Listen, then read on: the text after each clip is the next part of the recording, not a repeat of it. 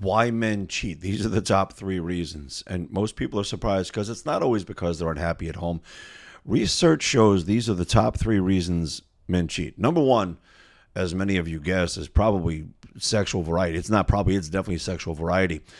Men are biologically wired to seek novelty. And this doesn't excuse it, but it does explain it. Evolutionary psychology suggests that men are more driven by physical impulse than they are by the emotional need.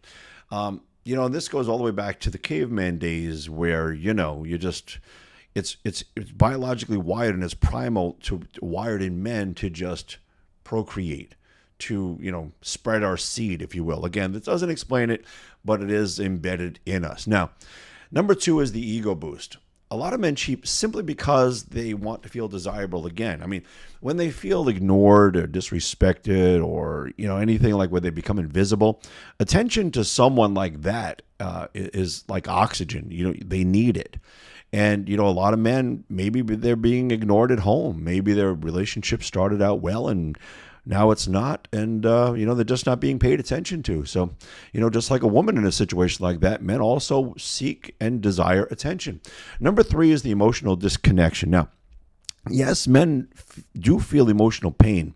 So when their efforts in a relationship go unrecognized and when communication dies, cheating often becomes a way to feel seen, even if it's short lived. I mean, think about this. A lot of affairs, most, if not all, are very temporary things in that you get the best of a person for maybe 3 hours a week. You get it 3 hours a day, once, maybe twice a week.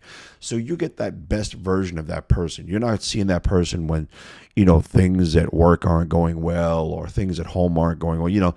It's just, it's an affair. It's an outlet. It's a mini vacation. And these things are definitely not based in reality.